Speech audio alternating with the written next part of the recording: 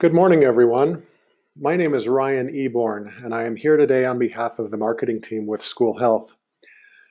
I want to start off today by thanking everyone for joining us and participating in our webinar with Ryan Raymond, who is the Manager of Vision Care Marketing for the Welch Allyn Spot Vision Screener, and with Chelsea Elliot, who is the Executive Director for the Helen Foundation. In this webinar, we will explore the ways that you can take advantage of instrument-based vision screening, and we'll share tips for improving vision screenings. I wanted to mention to everyone that this is the first in our Ask the Experts vision screening webinar series that we're having this spring. During this series, we're working to bring you evidence-based information from vision screening experts. And I would invite everyone to keep an eye on their email, watch for emails from School Health, and also follow us on social media to be notified about the future webinars that are coming up in this series. Before I turn the time over to Ryan and Chelsea, I would like to review a few quick things about today's webinar.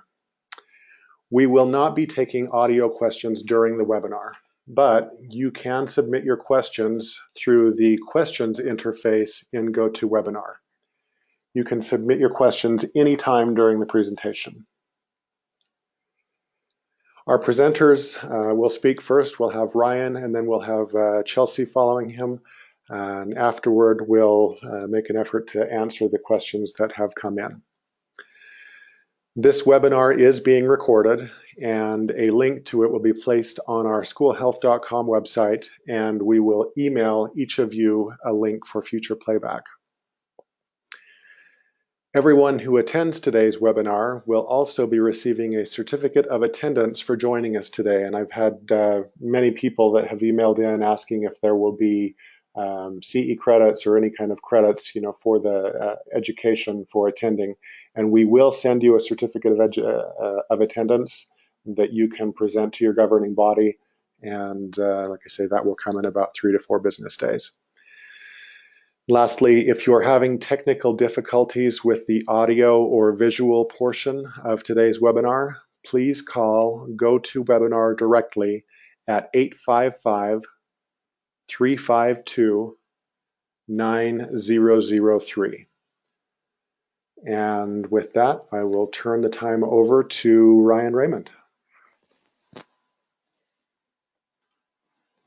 Hello, my name is Ryan Raymond, and I'm the Vision Care Marketing Manager for Welch Allyn Spot Vision Screener.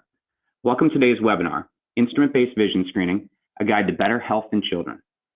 We'll be discussing the importance of pediatric vision screening and the advantages that instrument-based methods can offer school nurses, Head Starts, and vision screening programs.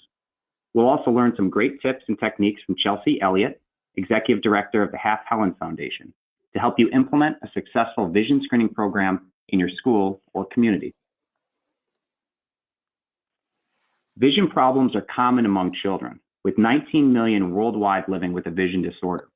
Oftentimes, vision disorders have no noticeable symptoms, and as a result, children may not realize they see the world differently than others. Early detection and treatment of vision problems in childhood is crucial, as 80% of vision disorders can be prevented or cured. Unfortunately, according to the Centers for Disease Control and Prevention, only 1 in 3 children in the U.S. have received eye care services before the age of 6. Uncorrected vision disorders can impact a child's cognitive, emotional, neurological, and physical development, potentially resulting in behavior problems, interference with early literacy and learning, and even permanent vision loss. 1 in 20 children is at risk for permanent vision loss due to a vision disorder like amblyopia. Vision loss can be caused by a wide range of factors, including damage to the eye, incorrect eye shape, or issues with the brain. Equal input from both eyes is vital for normal development of the vision system in babies and young children. A child's vision may be permanently impaired if the eyes are unable to send clear images to the brain. Some of the most common disabling vision disorders among U.S. children are refractive errors, such as myopia and hyperopia, amblyopia, and strabismus. Common vision disorders among children in the U.S. include refractive errors, amblyopia, and strabismus. Early detection and treatment is key for the development of healthy vision.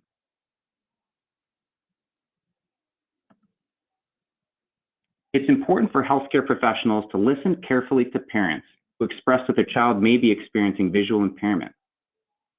Signs of vision problems include closing or covering one eye, squinting, complaints of blurry objects, difficulty doing close-up work, holding objects close to the eyes, blinking more than usual, watering of eyes, red-rimmed, crusted, or swollen eyelids, and tilting their head. Healthcare providers should examine the family history regarding vision disorders or early use of glasses. In addition, healthcare professionals should ask parents questions to help identify potential vision problems. Examples of questions that may help uncover vision disorders include: do you think your child sees well? Does your child hold objects close to their eyes? Do your child's eyes seem straight? And do your child's eyes seem to cross? It's also important for healthcare professionals to listen and seek out more information from parents, as well as explore family history to help identify vision abnormalities in children.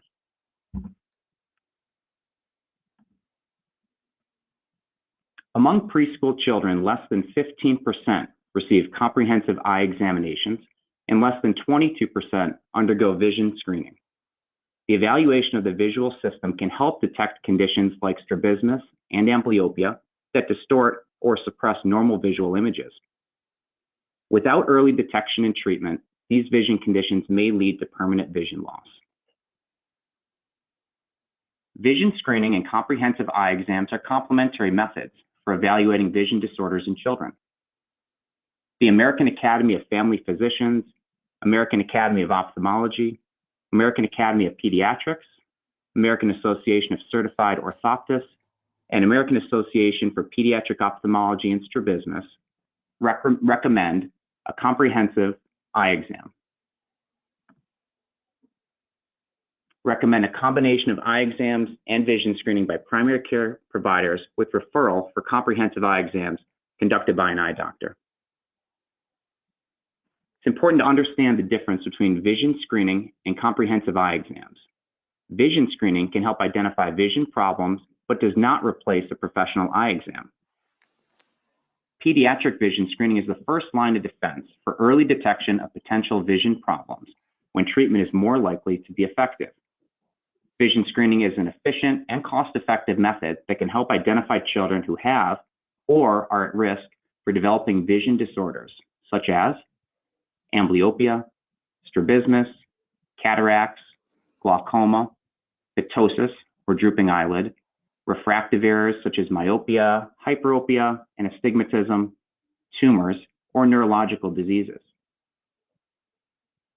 The U.S. Preventative Service Task Force recommends all children between the age of 3 and 5 years receive at least one vision screening to help detect vision problems. Vision screenings can be conducted by primary care providers, school nurses, eye care professionals, and trained volunteers using various methods such as objective testing, like instrument-based vision screening, and subjective testing, like visual acuity tests. A child should be referred to a pediatric ophthalmologist or optometrist for further evaluation if they fail a vision screening test. Visual acuity subjectively measures how well a child can see using a wall chart. The child needs to cooperate to look at the correct line and verbally relay what they see.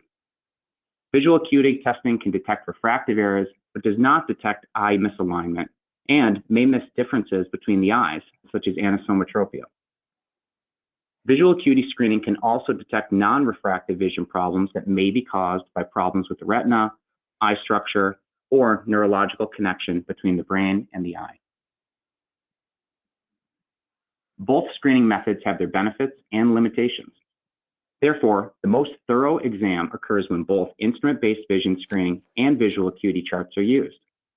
There is new evidence, which will be discussed at a future Ask the Experts webinar with Dr. Evan Silverstein, that suggests combining instrument-based vision screening with traditional visual acuity screening helps identify more children in need of medical intervention.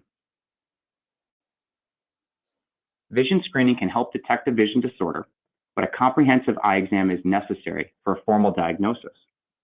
A comprehensive eye exam by an optometrist or ophthalmologist is required to detect vision disorders early and help prevent vision loss. During the exam, various tests are performed to evaluate visual acuity, depth perception, eye alignment, and eye movement. Eye drops are used to dilate the pupil, enabling a more thorough investigation of the eye. The American Optometric Association recommends that asymptomatic or low-risk children have a comprehensive eye exam at age 3, followed by another exam prior to entering first grade, and then at least every 2 years afterward. Additionally, it is appropriate for high-risk children to bypass vision screening and be directly referred to an eye care professional. Some of the risk factors for eye and vision problems include children born prematurely, children with neurodevelopmental conditions, children with disease that may impact vision, children who have a parent or sibling with strabismus or amblyopia, children with noticeable abnormalities such as crossed eyes, and children who exhibit symptoms of decreased vision, such as squinting. It's important to know the difference between vision screening techniques and a comprehensive eye exam. Vision screening can help detect a vision problem, but a comprehensive eye exam by an eye doctor is necessary for diagnosis.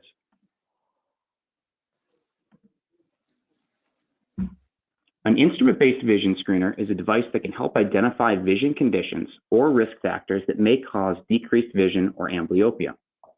An instrument-based vision screener takes an image of the eye to measure refractive error and ocular misalignment. It can be as quick and easy as taking a photo with a digital camera.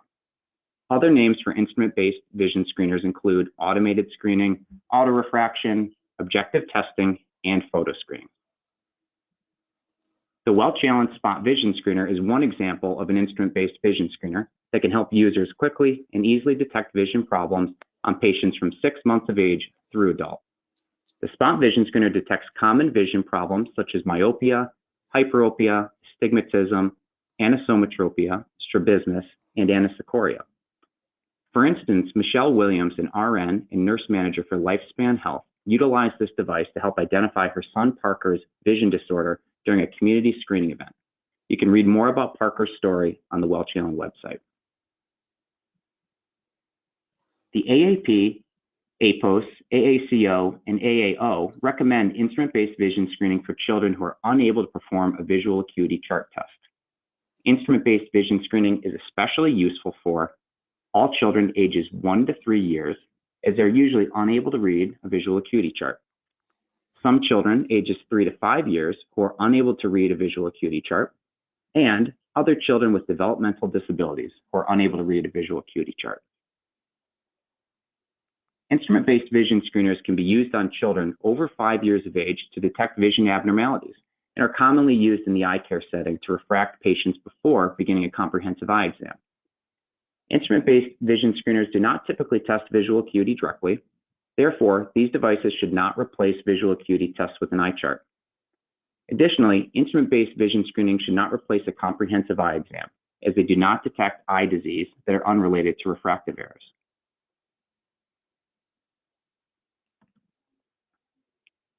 If you receive different results from the same child when using an instrument-based vision screening device, best practice is to use the first result while the eyes are in a natural, relaxed state. Repeatedly screening the same child can result in patient accommodation, thus skewing the results. Accommodation is the ability for the human eye to improve vision when provided time to focus on an object. Accommodation is more common when screening for amblyopic risk factors in children under 6, but can still occur with subjects over 6 years of age. When rescreening the same child, you may receive different referral results if a child is just below or above the criteria threshold for their age. Again, best practice is to use the first result and always consult with an eye care professional if there's a concern. Results from an instrument-based vision screener are easy to interpret on screen and can be printed or entered into electronic medical records to ensure communication of the problem to parents and eye care professionals.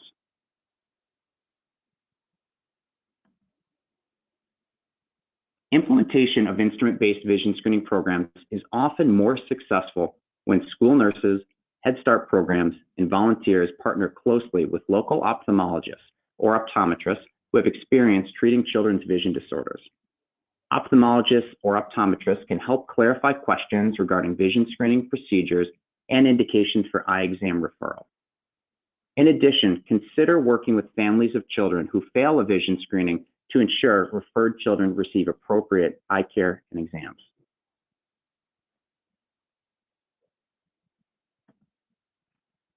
The National Eye Institute estimates that amblyopia affects up to 3% of children in the U.S., costing $10 billion per year. This highlights the importance of conducting vision screening on children as an aid to the early detection and treatment of amblyopia. Instrument-based vision screening provides an opportunity for all children to be screened during regular checkups with their pediatrician and also in public health settings. As a result, more children will be referred to eye doctors during the early stages of amblyopia and strabismus, shifting the care delivery to a preventative stage and thus potentially eliminating vision loss in children. You can help eradicate preventable blindness. Visit Welch Allyn's website to learn more about incorporating instrument-based vision screening into your school or organization to help facilitate early detection and treatment of vision disorders in children. Attendees of this webinar can receive a free 5-year Partners in Care plan from Welch Allyn when purchasing Spot Vision Screener through School Health. Attendees can also sign up for a free 2-week trial of Spot Vision Screener. Please visit the Welch Allyn website to request more information from a Welch Allyn Vision Care consultant. Now, I'd like to introduce Chelsea Elliot, who will share some tips and techniques for a successful vision screening program in your school or organization. Thank you. Hello, my name is Chelsea Elliot, and I am the Executive Director of the Helen Foundation.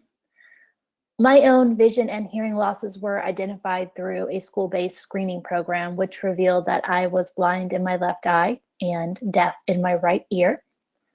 At age 10, I learned about an amazing woman named Helen Keller and boldly declared, "I am half blind, I am half deaf, I am half Helen." At Helen, we are committed to improving school-age children's vision and hearing through an innovative delivery of care that begins with photo screening technology to identify potential problems, connect families to medical care, and ensure that children have access to corrective wear. Helen has been working to disrupt the process of how schools conduct vision and hearing screenings for 5 years now. Our end goal is to save time during the screening process so that schools and school nurses can help children access affordable follow-up care. 40% of children that fail of their vision screening never see an eye doctor due for a recommended eye exam. The 2 leading causes are cost and transportation. Closing the access to care gap for children in low-income communities strengthens children's social and emotional development and academic success. Here's the problem. Vision disability is the single most prevalent disabling condition among children. It is projected that 50% of the world will be myopic or nearsighted by 2050, a number which is formally classified as an epidemic now. With this growing problem combined with competing priorities, school nurses need more efficiencies now than ever.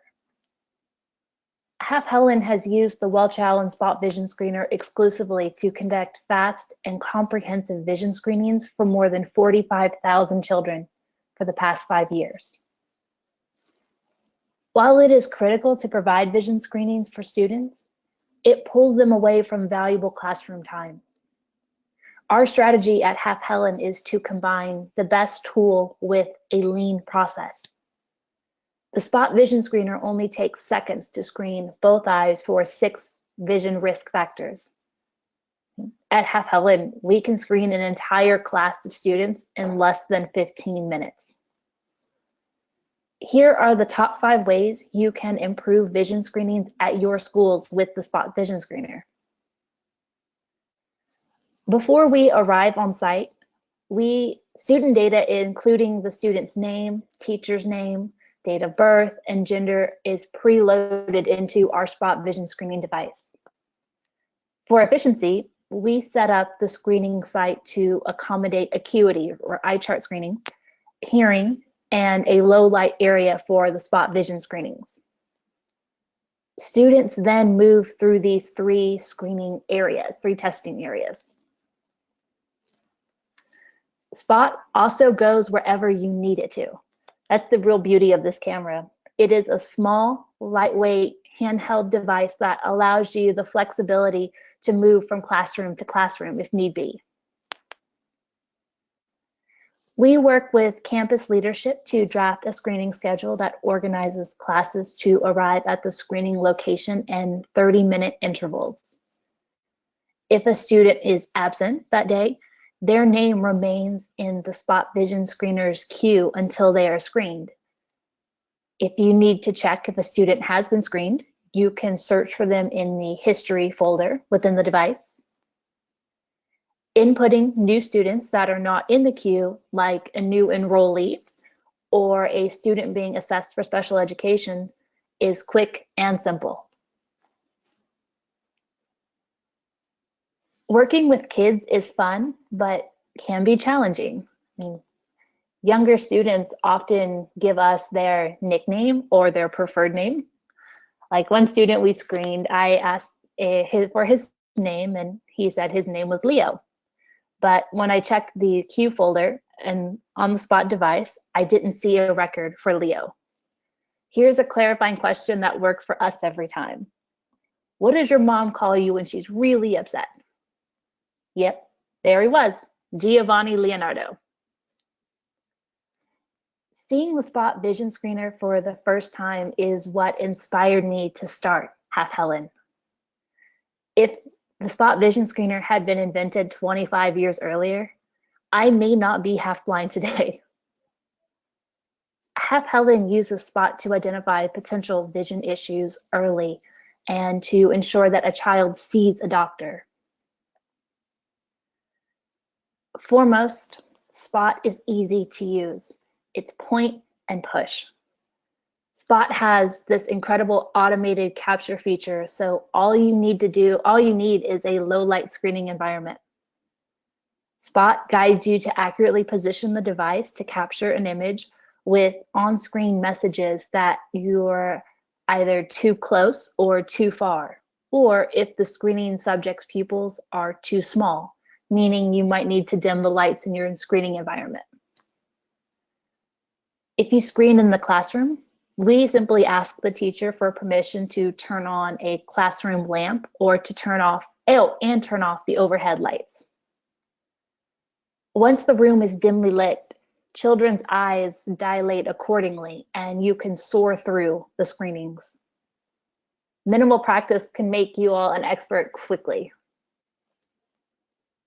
We always ask students to tell us what color lights they see, and by the time they answer, the red, blue, green, the screening is done. It's complete.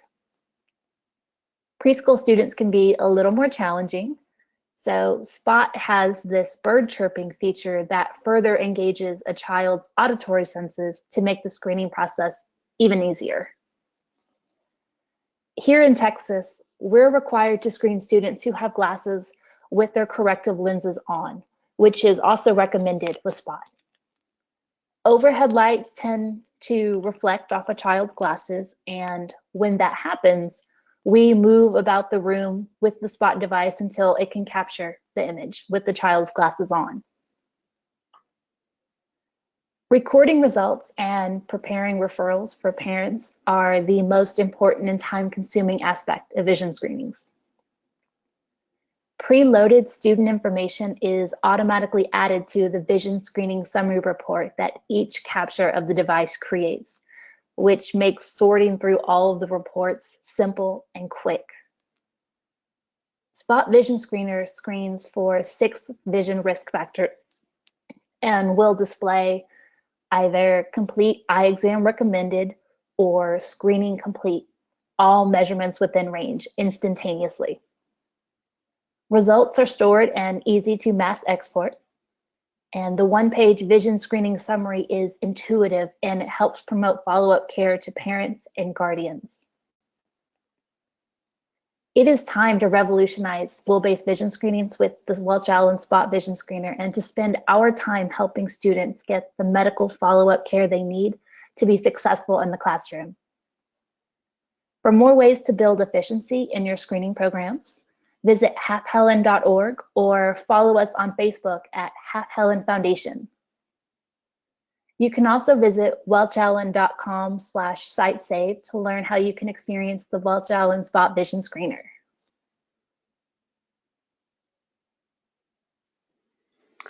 Wonderful. Thank you, Chelsea and Ryan, for that great information.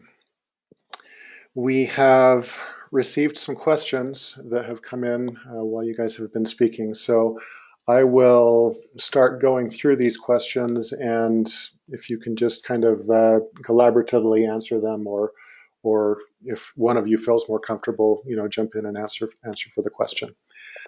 The first question that we have has to do with using the Spot Vision Screener and still doing visual acuity tests. Do we need to still do a visual acuity test when using the Spot Vision Screener? Thank you for the question. The Welch Allyn Spot Vision Screener uses a completely objective screening methodology, and it screens for the 6 vision issues that we talked about, including amblyopic risk factors, common refractive errors, and strabismus. But visual acuity testing is subjective, so it can still identify problems unrelated to refractive error. And really both screening methods have their benefits and limitations. Therefore, the most thorough exam occurs when both instrument-based vision screening and visual acuity are used. All right, thank you, Ryan. Another question here. When we're dealing with the Spot Vision Screener, can we convert the results to a visual acuity score, such as 20/20 or 20/40? Thank you for the question. The answer to that is no. The Spot Vision Screener results will indicate either all measurements in range or complete eye exam recommended. The Spot Vision Screener also lists the conditions found and the measurements of each eye. Welch Allyn does not recommend converting the results to a visual acuity score. And if your state requires a visual acuity score, we recommend using age-appropriate tests and following state vision screening guidelines. Great, thank you, Ryan. Does the Spot Vision Screener measure stereopsis? It doesn't. Spot Vision Screener, again, is completely objective, and that doesn't require any response from the child, whereas a stereopsis test is subjective, so requiring a response from the child. And stereopsis is testing for things like depth perception, so it's a different test, and sometimes uses cards to look for numbers or shapes on top of a background, so you can be able to see the depth of that item. And if your state requires a visual acuity score, again, we recommend using the age-appropriate tests and following with your state vision screening guidelines. Great, thank you, Ryan. Another question here says, does the screen displaying the results delineate between near and distance results? It's a good question, and so there are some similarities. And Spot Vision Screener can detect measurements for myopia, which is nearsightedness. It can also detect for hyperopia, which is farsightedness, which is essentially, what a near or distance vision test would look for.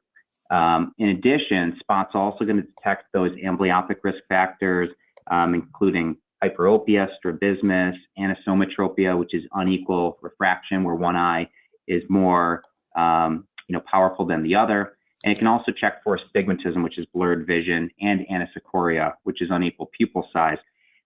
So while there are similarities between what Spot Vision Screener will find and then what you would find with a near or a distance test, I'd go back to the earlier question about, do I still need to do a visual acuity test? And again, the answer is still yes, because there can be vision problems that are unrelated to refractive error. We want to do a subjective test to see those things.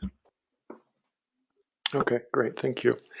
The next question has to do with children who wear glasses or contact lenses. And I know I heard Chelsea mention this when she was speaking, but the question is, first of all, if we can screen children who are already wearing glasses, and a second portion of that, do we have any suggestions for screening children who are wearing glasses or contact lenses?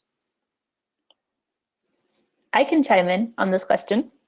So yes, the spot can screen children who are wearing their glasses. In Texas, we're actually required to conduct screenings for children with correction. And the device, the spot camera, can take the glasses into consideration. It has special criteria settings. And if they are not referred, then they meet the criteria settings already established within the device. But in terms of suggestions for screening students, we've seen children who have severely scratched glasses that are dirty, that may be thick and kind of can be difficult to screen through. And so we've learned some tips and tricks for conducting the screenings for those particular students. First and foremost, we just make sure that students push their glasses up to the top of their nose, because often they tend to slide down, especially if they weren't fit well at the time they got them. And then we also ask students to help drop their chin to reduce the glare from the environment, from the screening environment. And it's also easiest, I mean, if you're able to get the student in the dark, in their glasses, in kind of a darker room to minimize the reflection, that makes it easiest. Ryan, do you have any other tips? I think you hit it. That's all, Chelsea. Thank you. Great, thanks, guys. Question about the accuracy of the results, and I've seen this asked a couple of different ways. If you have a child that you've screened 2 or 3 times and you're getting both a pass and a refer result, how do we deal with that? Sure, I can take that question. And we mentioned earlier in the webinar that it's really best to go with the first result while the eyes are in a natural, relaxed state. Whereas when we continually screen the same patient, it can result in accommodation, and that can really skew the results. Young children, especially children under 6 years of age, are really good at accommodating and kind of powering through, which can make their eyes appear to be stronger than they are. So as far as the best practice, really rely on the first screening that you do. And again, if any questions come up where you're concerned with the results, we always recommend to contact a local eye care professional to help interpret the information. Great, thanks, Ryan. You mentioned 6 years of age. Is there a recommended age for use with the spot vision screener?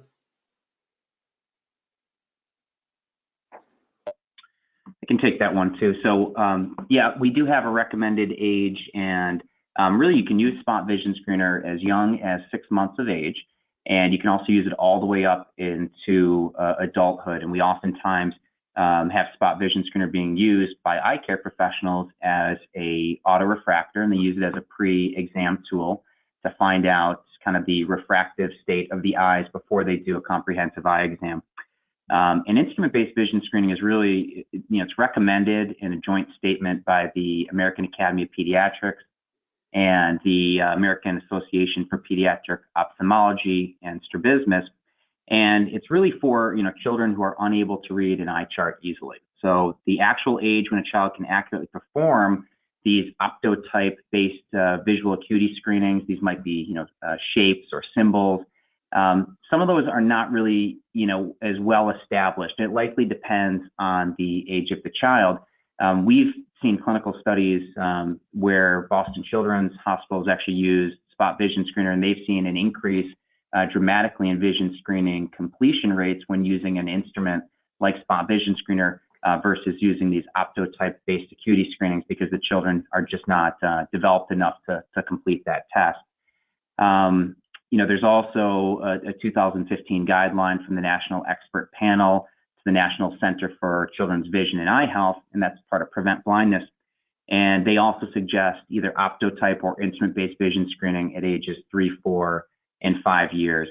Like we've kind of talked about earlier, instrument-based screening alone will not detect certain eye diseases unrelated to refractive errors. So we really really encourage using both visual acuity and instrument-based vision screening, even on school-age children. And so far, there's been research in some small studies demonstrating that instrument-based vision screening can be a very accurate and effective approach to detecting certain vision disorders in older children. So I'd encourage everybody really to join our next webinar, which will be in April. We'll be sending out some information soon, and that will be with Dr. Evan Silverstein at Virginia Commonwealth University, and he's going to share his new study that talks about school-age screening and why it can help increase the medical intervention rates.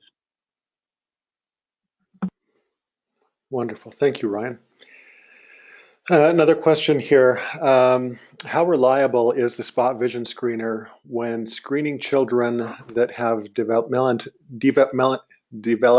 disabilities that have difficulty focusing on the machine?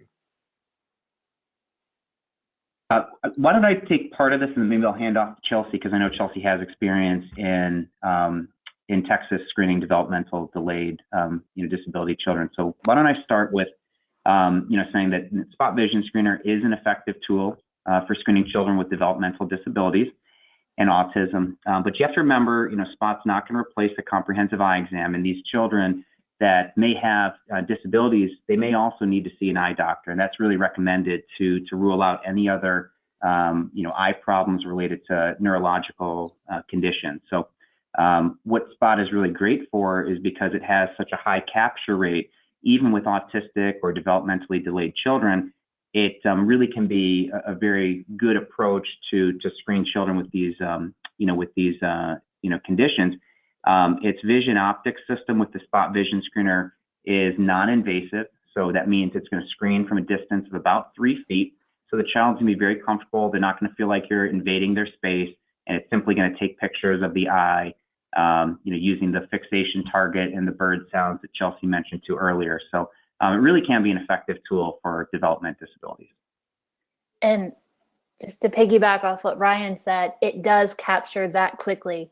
So if you do have a child with special needs that may not be cooperative or unable to engage in a traditional acuity test, Spot is that quick at capturing and delivering a more accurate result than time spent trying to perform an acuity screening. We haven't had any issue in 5 years conducting a screening for a special needs student with using the device. Great, thanks Ryan and Chelsea for that great information. Chelsea, you had referenced earlier loading information onto the spot before your group even arrives at the school. Got a question here that asks how you load student data for screenings. Honestly, that's like one of my favorite features about Spot. So there are 3 options that users have for working with the data on the Spot screener.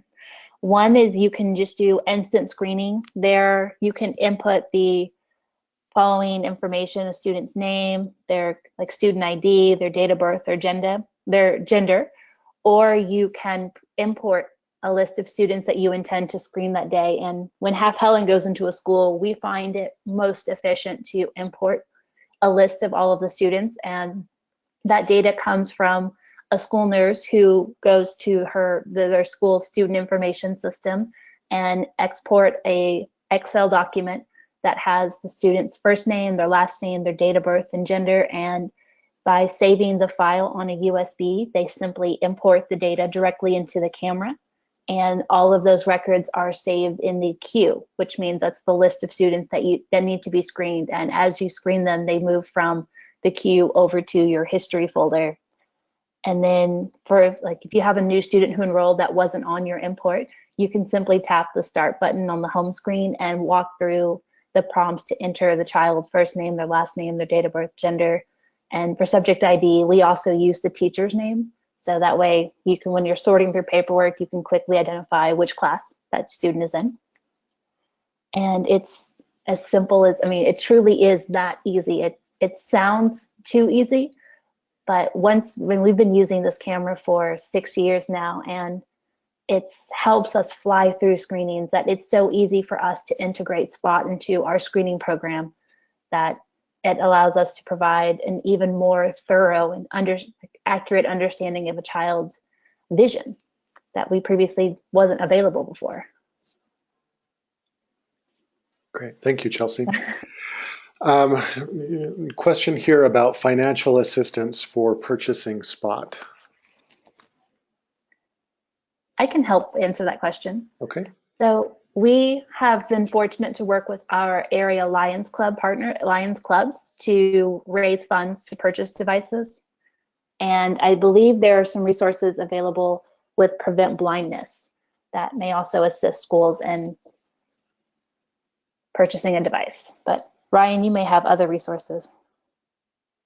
Thanks, Chelsea. Another interesting kind of way to go about setting up a vision screening program is some states have been able to utilize Medicaid reimbursement funds to purchase Spot Vision Screener, and we've caught on to another great kind of story from Florida that we're going to be sharing in another one of our Ask the Experts webinar series. But this one actually looks at how to utilize Medicaid dollars to be able to fund the capital purchase of vision screening equipment, but also how to increase staff efficiencies, potentially lower, staff labor costs and hours, and also really increase the accuracy of the, the vision intervention. So we'll be talking a little bit more about that webinar, later on in the spring, and I encourage you to join that one, and you might be able to get some good information.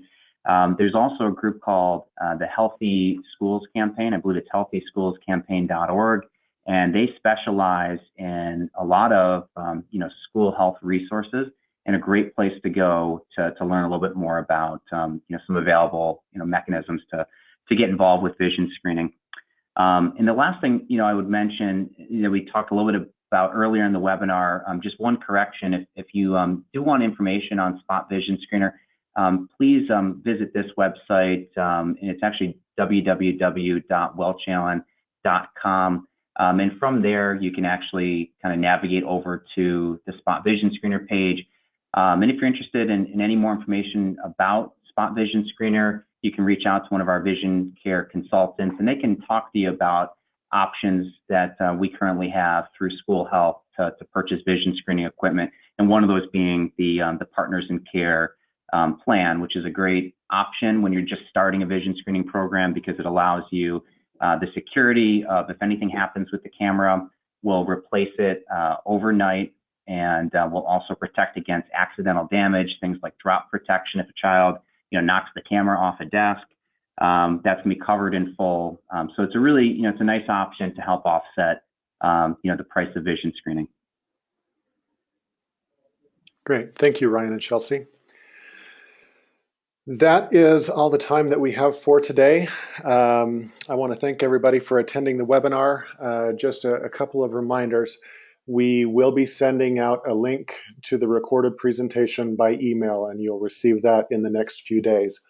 On that email as well will be a certificate of attendance that you can download if you're looking for CE credit or CE hours. You'll find a link on that email for your certificate of attendance. And we'll also be sending out a survey to everyone. I'd like to ask everyone to give us just a little bit of feedback on what we've done here today and how we've done. We want to make sure that we are bringing good information that is useful to everyone out in the field. And one last reminder that, as Ryan mentioned, we do have other webinars in this series that are coming this spring. So keep an eye on your school health email. Follow us on Facebook, follow us on Twitter, so that you can be aware of when those webinars are coming. Again, thanks again for everyone for attending today. I will now stop the presentation.